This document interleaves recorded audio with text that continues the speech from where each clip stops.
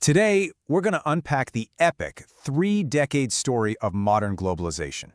I mean, it's a heck of a story. It's got everything. An explosive beginning right after the Cold War, a painful reckoning, and now, a total reinvention of the world economy. So, where do we even begin? You know, when you hear this quote, it sounds like it could have been written yesterday, right? It's basically a description of an Amazon Prime paradise. But the crazy part is, the famous economist John Maynard Keynes was writing about the world way back in 1914. He was describing a previous golden age of global connection, an age that, well, ended abruptly and very, very violently.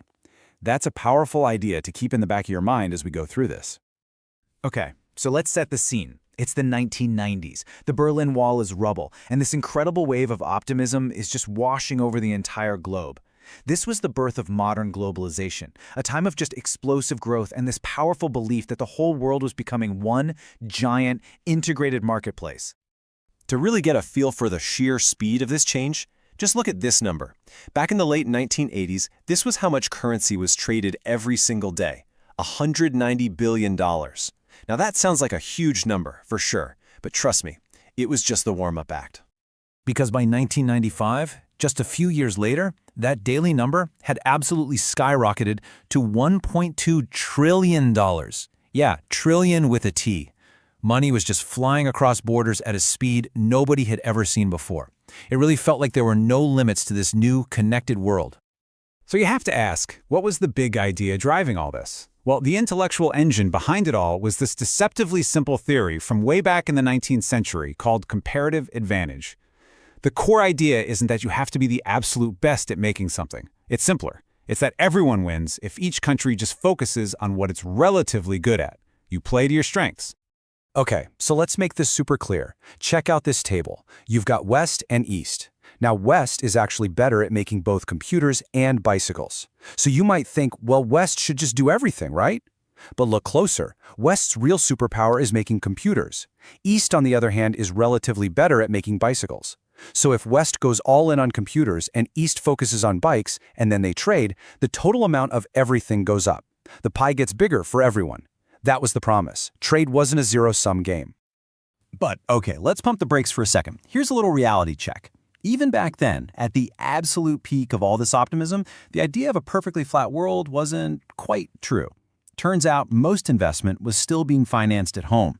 Money wasn't flowing quite as freely as you'd think from the headlines. It was a little hint that maybe the foundations of this new world weren't as solid as they looked. And those little cracks, well, they were about to turn into massive fault lines. This brings us to Act 2, the reckoning. That early, dizzying optimism was about to run headfirst into a series of brutal shocks, and the whole idea of globalization came under serious attack. You can almost pinpoint the moment the mood started to shift. It was 2006, with the collapse of these huge global trade talks.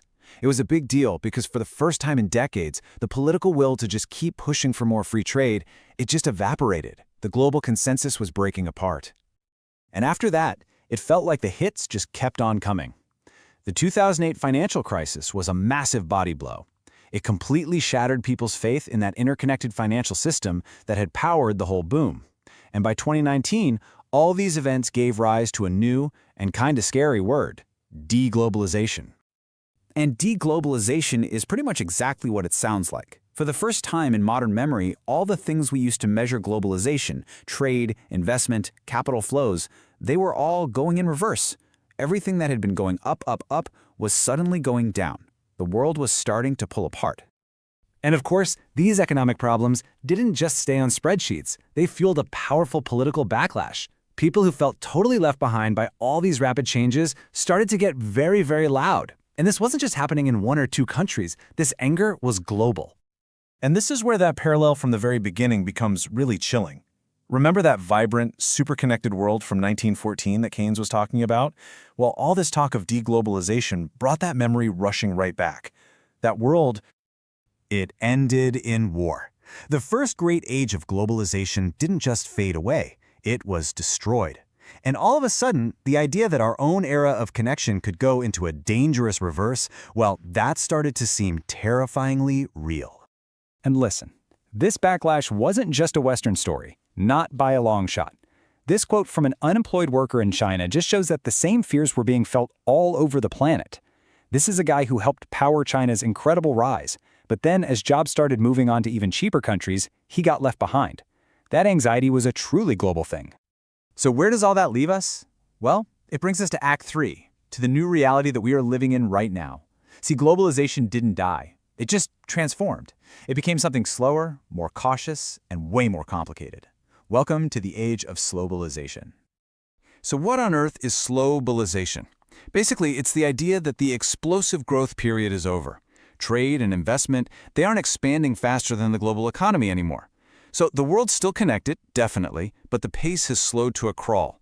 The high-speed train has become a local commuter. And this chart, this picture tells the whole story. Just look at the contrast. You've got that steep, rapid climb during the boom years, and then after the financial crisis, it just flatlines. The engine didn't shut off completely, but it was throttled way, way back. Now, it's really tempting to blame this all on politics and trade wars, and that's part of it, for sure. But there were deeper things going on. The easy wins, like making shipping cheaper, were mostly gone. And big companies started realizing, hey, maybe having our supply chain stretched all the way across the planet has some hidden risks. On top of that, China started making more of its own stuff instead of just assembling parts from other places. And if all that wasn't enough, another layer got added to this, and it's a really big one. The global economy started to fracture along geopolitical lines. We're moving away from that idea of one single system and towards a world of competing economic teams. These numbers just show you how huge this shift has been. At the end of the Cold War, the world's non-democratic nations were a pretty small slice of the global economy. Today, their share of global GDP has more than doubled. Their share of the world's biggest companies has jumped from just 3% to 30%. This isn't a small adjustment, it's a fundamental rebalancing of global power. And this visual just hammers the point home. The autocratic world now makes up over a third of the entire global economy.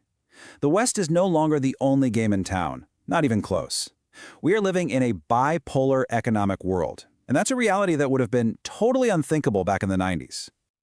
So this is where our story leaves us for now. I think what it shows is that globalization was never some unstoppable force of nature. It was always a man-made system, a fragile one that's constantly being reshaped.